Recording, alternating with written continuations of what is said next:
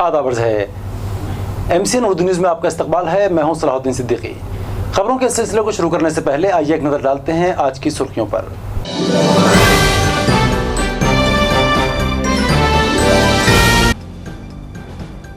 पैठन के नाथ समाधि मंदिर में गुज़श्ता शाम फोड़ी गई दही हंडी।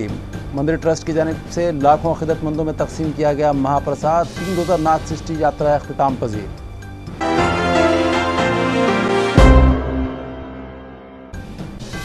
लोकसभा चुनाव के पेश नज़र कांग्रेस उम्मीदवार सुभाष जामड़ ने की साबिक़ MP उत्तम सिंह पवार से मुलाकात और इलेक्शन में जीत के लिए मांगी मदद। उत्तम सिंह पवार ने किया नेक ख्वाहिशात का इज़हार। मुफादपरस्त सियासतदानों और इंतजामिया की मुजरिमाना पॉलिसी के सबब ठप हो गई शहर औरंगाबाद की तरक्की। गैर मुल्की मेहमान भी लौट रहे हैं मायूस होकर। तारीखी शहर पर तवज्जो देने का मशवरा। और बीड़ बाईपास पर जारी है सैयद शाहनूर हमीद रहमतुल्लाह trophy national night football tournament में 20 टीमों ने लिया है हिस्सा। शायकीन की भारी भीड़ की मौजूदगी में रोजाना हो रहे हैं फुटबॉल के दिलचस्प मुकाबले। और अब खबरें तफसील से। पैठन के नाथ समाधि मंदिर में गुज़श्ता शाम दही हंडी फोड़ी गई और प्रसाद की तकसीम के बाद नाथ सृष्टि उत्सव इख्तिताम पजीर हुआ। पैठन में नाथ सृष्टि के मौके पर 3 रोज़ा सालाना यात्रा का एहतमाम किया गया, जिसमें लाखों अक़ीदतमंद शरीक हुए और भजन कीर्तन का सिलसिला जारी रहा। गुज़श्ता शाम नाथ समाधि मंदिर में एक मजहबी महफिल सजी। बीना के तार छेड़े गए, मजहबी परचम लहराया गया, 7 पावली और फुगड़ी की गई और मृदंग की ताल पर दही हंडी फोड़ी गई, जिसके बाद अक़ीदतमंदों में मुरमुरे और गुड़ के लड्डुओं का प्रसाद तकसीम किया गया। इस मौके पर अक़ीदतमंद बड़ी तादाद में मौजूद थे, जिनमें से ज़्यादातर अफराद ने दही हंडी का मंजर स्क्रीन पर देखा और मजहबी रसूमात अदा की। कांग्रेस उम्मीदवार सुभाष जामड़ ने आज बजात खुद साबिक़ MP उत्तम सिंह पवार से मुलाकात की और इलेक्शन में जीत के लिए मदद करने की दरख्वास्त की। लोकसभा चुनाव में औरंगाबाद हल्के से कांग्रेस के टिकट पर सुभाष जामड़ इंतखाबी मैदान में हैं। आज उन्होंने साबिक़ रुकन पार्लियामेंट और मराठा विकास क्रांति दल के बानी सदर उत्तम सिंह पवार से मुलाकात की। दोनों ही शख्सियात ने एक दूसरे का इस्तकबाल किया। इस खुशगवार मुलाकात के दौरान सुभाष जामड़ ने साबिक़ MP उत्तम सिंह पवार से कहा कि आप एक सेकुलर जहन रखने वाले रहनुमा हैं और मुझे आप ही की काविशों से उम्मीदवारी मिल पाई है, लिहाजा आप मेरा साथ दें। अगर आपकी मदद शामिल रही तो मैं ज़रूर इस इलेक्शन में जीतूंगा। लिहाजा साबिक़ रुकन पार्लियामेंट उत्तम सिंह पवार ने उन्हें ताउन करने का तयक़ुन दिया और इलेक्शन में कामयाबी के लिए नेक ख्वाहिशात का इज़हार किया। लोकसभा इलेक्शन के पेश नज़र असिस्टेंट इलेक्शन रिटर्निंग ऑफिसर ने पोलिंग बूथ का जायजा लिया और मुतल्लिक़ा मुलाज़मीन को ज़रूरी हिदायतें दी।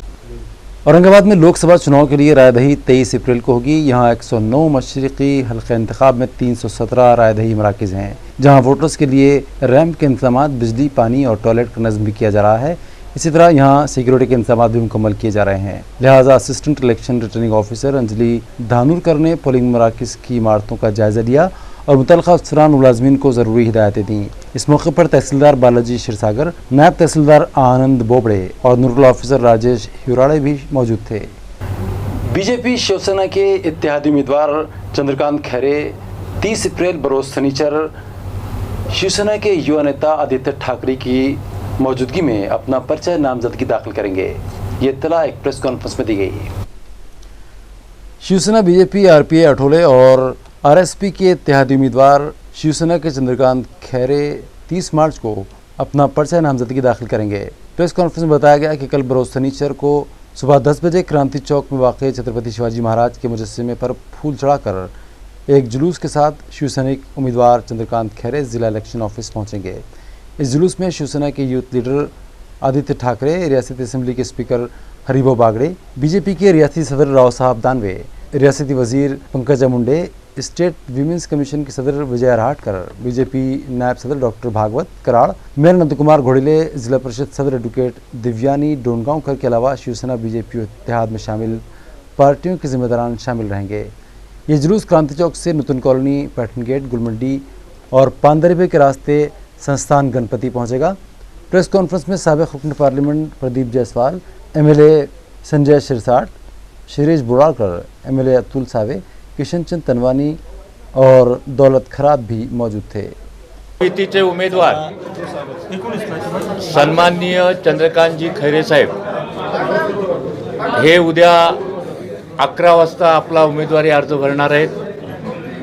या प्रसंगी शिवसेनेचे नेते आदरणीय आदित्यजी ठाकरे साहेब उपस्थित राहणार आहेत। त्याचबरोबर या राज्याच्या मंत्री सन्माननीय पंकजाताई मुंडे ह्याही उपस्थित राहणार आहेत. भारतीय जनता पक्षाची स्थानिक लेवलचे पदाधिकारी, RPIचे पदाधिकारी आणि आम्ही सर्व मंडळी उद्या 11 वाजता फॉर्म भरणार आहोत आणि एक साधारण सभा होणार आहे आणि एक रॅली निघणार आहे. तर ही रॅली क्रांती चौक ते संस्थान गणपतीपर्यंत ही कार्यकर्त्यांचा मागणी आहे की आपण ह्या शहरामध्ये फॉर्म भरल्यानंतर एक रॅली करावी. त्या दृष्टिकोनातून क्रांती चौक ते संस्थान गणपती या भागात रॅली होणार आहे. इत्तला है कि एसटी ड्राइवर ने अपने तबादले के लिए मुलाजिमीन तंजीम के एक अहदेदार को रकम दी थी, लेकिन वो काम नहीं कर सका और ड्राइवर पैसों का तकाजा कर रहा है. अब देखना यह है कि एसटी कॉरपोरेशन क्या कार्रवाई करता है. महाराष्ट्र एसटी कॉरपोरेशन ने 3500 मुलाजमीन के तबादले मुख्तलिफ मकामात पर हाल ही में किए, जिनमें से औरंगाबाद डिवीजन के भी 110 मुलाजमीन का शुमार है. इसी दौरान एक बस ड्राइवर ने अपना तबादला यवतमाल करवाने के लिए मुलाजमीन तंजीम के एक अहदेदार को 10,000 रुपये दिए थे, मगर उसने काम नहीं किया, इसलिए ड्राइवर रकम वापस मांग रहा है. ये तकाजा इस कदर बढ़ गया है कि अब मामले से न सिर्फ एसटी कॉरपोरेशन के दीगर मुलाजमीन बल्कि अफसरान तक भी पहुँच चुका है. अब देखना यह है कि एसटी कॉरपोरेशन के आला हुकाम इस मामले में क्या एक्शन लेते हैं. हॅलो. हा अरे भाऊ, अरे थोडस जरा दम मारता ना यार, फोन करायला बी आम्ही कामात राहतो, काही लागलं पिकलं काही. हो तुम्ही ना म्हणलं 5 मिनिटांना फोन करतो. अरे 5 मी मिनिटं एक दीड तासाला फोन केला. नाही, तुम्ही म्हटलं 5 मिनिटं. तुम्ही मला सांगा काय म्हणतो, एक मिनिट ऐक सरासरी फोन एक तू सांगितलं रात्री मी शुक्रवारी जाणार आहे. शुक्रवारी अरे बाकी हो, काय म्हणते ते सांगतो. दम कर मग रोज करतो, 8 फोन महिने करायची झाले गरज ना. नाही यार. 12 महिने झाले सांगते तुम्ही मामाला जा मग तिकडं. हा? मी पुढे तुला ते केलं होतं मग. काय केलं म्हणजे? मग काय केलं म्हणजे मग तुला काही जमत नाही. तू अरे रात्री दम म्हणजे 8 महिने झाले का नाही दम करत? तुला 8 मी महिने म्हण- झाले ते- मी ना सकाळी तुम्हाला फोन केला, तुम्ही ना एक काय मिनिट म्हटलं ऐकून मला घे. मी 5 मिनिटांना लावतो. अरे मी ना अहो, 1.5 पण मी काम- तासाच्या नंतर फोन लावलं. अरे पण कामात राहतो माणूस. अरे काहीतरी हो अंदाज कामात पाहिजे राहिला ना तर यार. मग 5 मिनिटं बोलायचं नाही ना. मी दुपारी करतो अरे 1 काम वाजता. एवढं अडचणीचं असलं तुला माहिती आहे काम कसं आहे म्हणून. हा एसटीत काम माहिती ना तुला कसं राहतं. अरे सगळे काम सगळे आम्ही नाही करत का काम? आमचं दिमाग काम नाही करत का? अरे एकदम आणि लेवल घ्यायचं त्यांचा फोन चालू झाला. मी आला ते उचलण्यासाठी नंतर बघू. 2000 थोडं शांत नाही घ्यायचं. अरे हो पण शांत किती तुम्ही मग तुम्ही मी स्वतः मला सांगा काय ना. म्हणतं, तुम्ही एक मी ना मिनिट आपल्या ऐकतो मनाची का? कधी केलं का? तुम्ही जेव्हा म्हटलं तेव्हा तुम्ही आताच म्हटलं थोडा वेळ अगोदर 5 मिनिटांना फोन लावतो. मी ना अहो, 1.5 आज मी तासाच्या म्हणलं, नंतर पण तुम्हाला मी फोन लावला. पण मी अरे रोज सरासरी एक घंट्यात 2 घंट्यात काही गरज नाही यार मला जरी फोन करायची. अरे हो पण तुम्हीच म्हणून राहिले ना. तुम्ही म्हटलं 5 मिनिटाला फोन लावतो म्हणून. अरे अहो तुम्ही बाबा, म्हटलं मी ना. जरी म्हणलं ना मग एक 1-1.5 घंट्यात काही नाही तर मग तुम्ही याच्या काय समजून जायचं 2 दिवसाच्या 1 वर्ष. 2 दिवस भाऊ माझे काही हातात नाही ते काम. मी हा? पाटलाला सांगेल. पाटलाने रात्री मला काय म्हणले, हा तुमचं काम करून देतो 1% 1,001%. हा हो थोडं मागं पुढं होईल आणि जर नसनच अरे पण थोडा तर पैसे वापस घेऊन जा म्हणजे. हा देता का वापस देऊन द्या मला ते. ठीक आहे. हा येऊन केव्हा जा. देता सांगा? कधी घेऊन जा. कधी सांगता कधी देता पैसे वापस? कधी सांग ते कधी सांग. तू मामाला भेटून घे. हा तुझ्या मामाला हे भेटून माझ्या हाताने काही पैसे दिले नाही तू. हा हा तुम्ही मामाला घेऊन आता 2 मिनिट थांबा लावतो मी. मामा वाचा हाँ। लगाओ रे फोन उसको. तुम्हें मामा वो जबी वाले नंबर पे लगाओ. नाजरीन, मफाद परस्त सियासतदानों और गली सड़ी पॉलिसी वाले इंतजामिया ने शहर औरंगाबाद की तस्वीर ही बदल कर रख दी है. यहाँ तक कि अब हमारे गैर मुल्की मेहमान भी औरंगाबाद शहर से मायूस होकर लौटने लगे हैं. I know your good names, please. My name is Jordi, And from which country you are? Spain. Spain. Yeah. And what are you studying or what are your specialization? I'm a specialist in smart cities, and Great. Our India has initiated 100 smart city which will be built by 2022. So our Aurangabad city has been included in the 100 smart cities list. Wow. So how did you find the Aurangabad? well, the infrastructure is good, but we have to you have to improve the schedule on bus to be able to look with mobile phone or with internet to book in advance because it's difficult. it's really difficult to know the schedules of the timetables of the buses, because mainly we travel by bus, government bus, or public transport. Exactly. So like sometimes it's really difficult to find out when the train or the bus is going. But actually, like, people are really nice, and we always like find someone that tell us where to go, which platform, which time. So The government of India has also started the Digital India movement. How did you find, all the information are available on the website as compared to your city or country? information about like which fields? Transport, anything.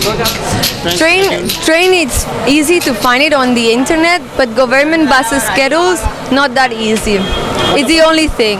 What about Aurangabad? We really like it actually. It feels like very real. We feel like almost at home in this neighborhood. It's really nice, and people are hosting us very nicely. And we really enjoy Aurangabad. What development should be happened?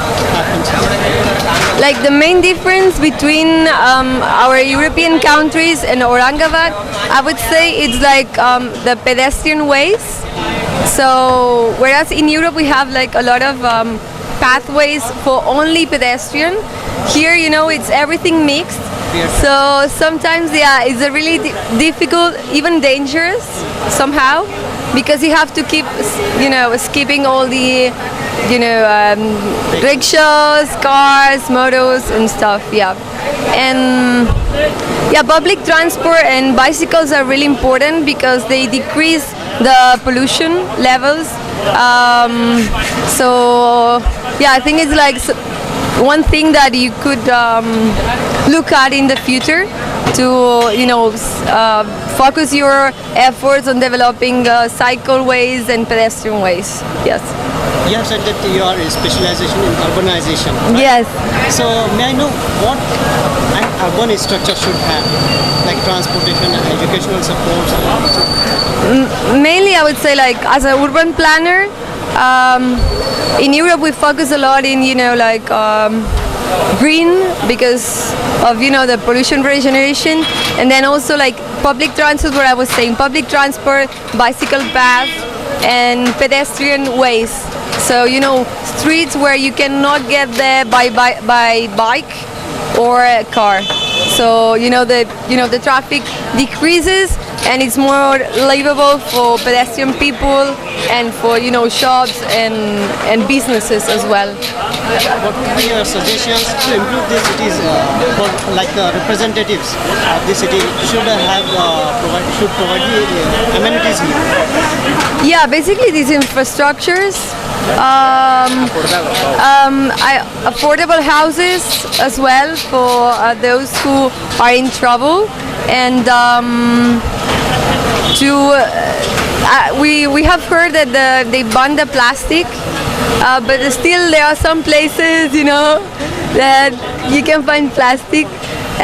So I'm not a good example because I'm carrying a plastic bottle, but still plastic is a really issue to tackle in this area because of climate change.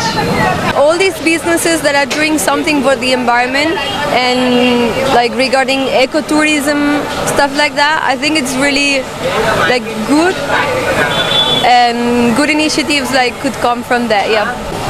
Keep as you are awesome. I like it very much. Thank you so much. We appreciate it. इन दिनों एक बुढ़िया का video social media पर viral हो रहा है। इस दुखियारी माँ की कहानी सुनकर यह एहसास होने लगा है कि दुनिया से अब इंसानियत उठती जा रही है। यहाँ तक कि अपनी पैदा की हुई औलाद का भी अब कोई भरोसा नहीं रहा।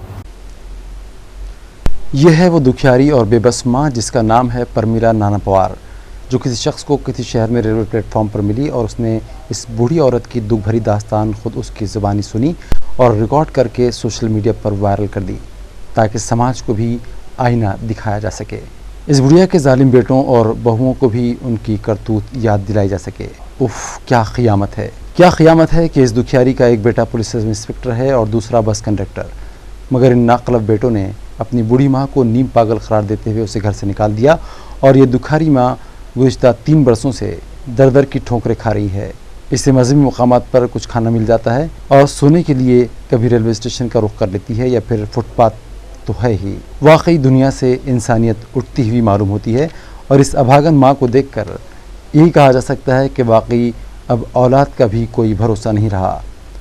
आइए नाजरीन सुनते हैं इस दुखियारी माँ की दर्द भरी दास्तान खुद उसी की जुबानी।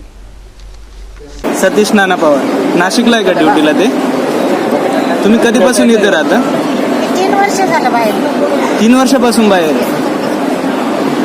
तुम्ही सांगितलं नाही का त्याला हात घ्या वगैरे? तो पोलीस स्टेशनला मारत होता मला सायकलला. आणि वडील त्यांचे वडील त्याचे वडील तो 14 वर्षाचा होता तेव्हा वारले ॲक्सिडेंटमध्ये.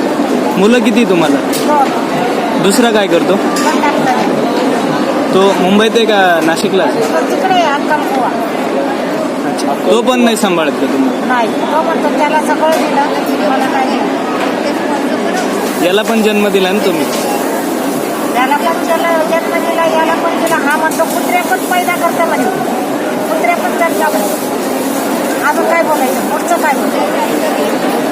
त्याने नाशिक रोडचं जो सायको डॉक्टर आहे ना तिथून त्याने सर्टिफिकेट काढून आणलं. नगर पोलीस स्टेशनला ते आणि प्रत्येक ठिकाणी त्याच्या बायकोने त्याच्या सासऱ्याने सायको. 3 वर्षापासून तुम्ही इथंच राहता का? नाही, कुठेही राहते, शिर्डी राहते, तिकडं भुसावळकडं कुठेही. हो का? जेवणाचं काय? त्याला काहीच लाज लज्जा नाही, काहीच नाही, काहीच त्याला पडलेलीच नाही.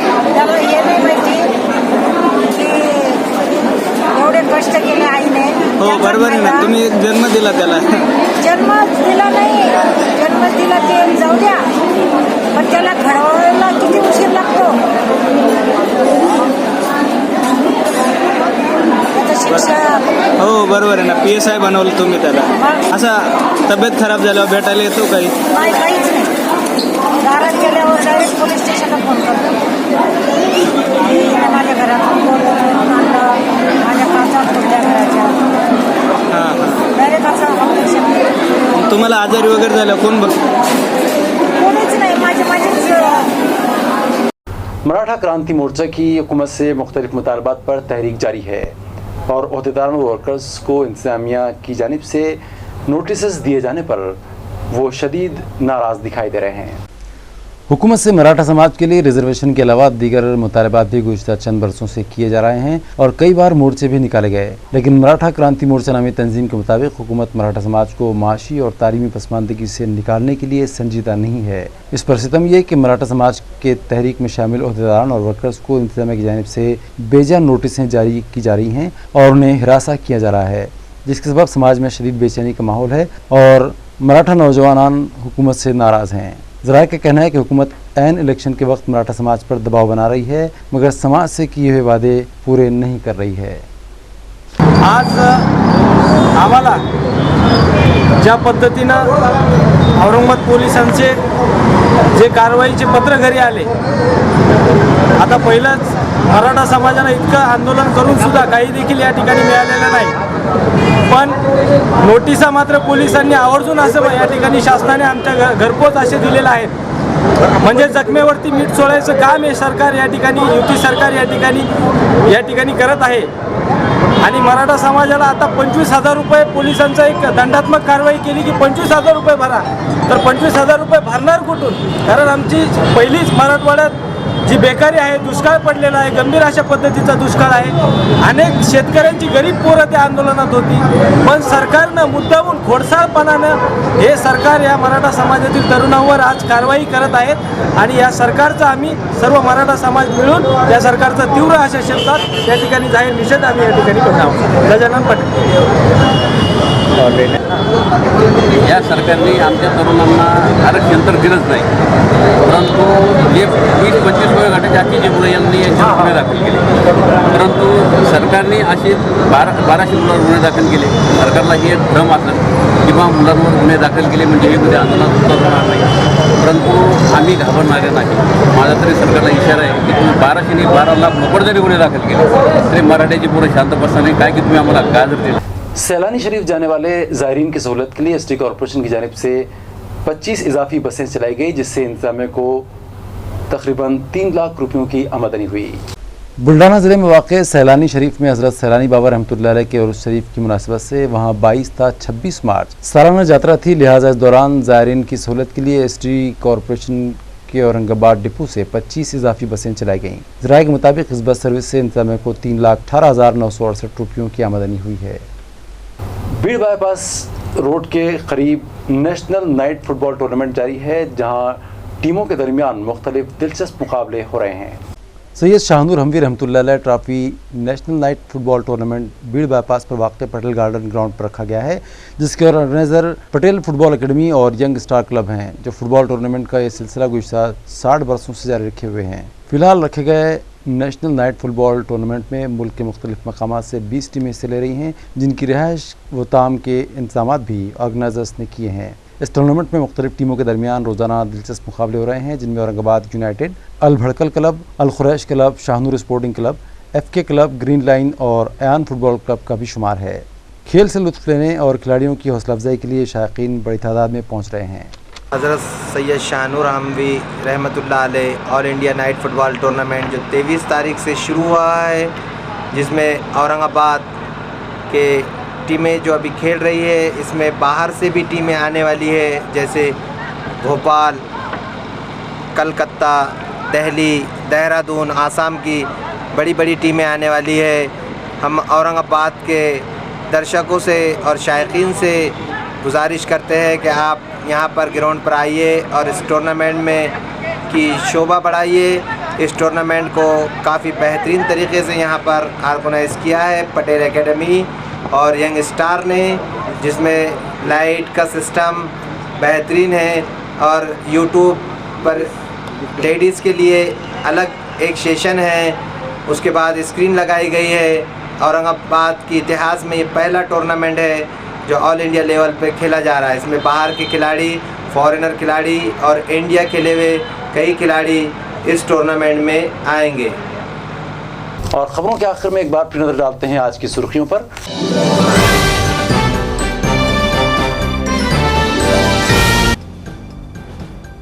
पैठन के नाथ समाधि मंदिर में गुज़श्ता शाम फोड़ी गई दही हंडी. मंदिर ट्रस्ट की जानिब से लाखों अक़ीदतमंदों में तकसीम किया गया महाप्रसाद. 3 रोज़ा नाथ सृष्टि यात्रा अख्तिताम पजीर.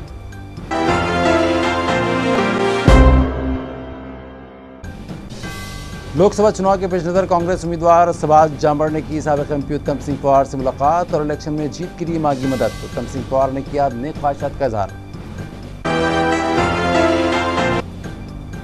मुफादपरस्त सियासतदानों और इंतजामिया की मुजरिमाना पॉलिसी के सबब ठप हो गई शहर औरंगाबाद की तरक्की. गैर मुल्की मेहमान भी लौट रहे हैं मायूस होकर. तारीखी शहर पर तवज्जो देने का मशवरा.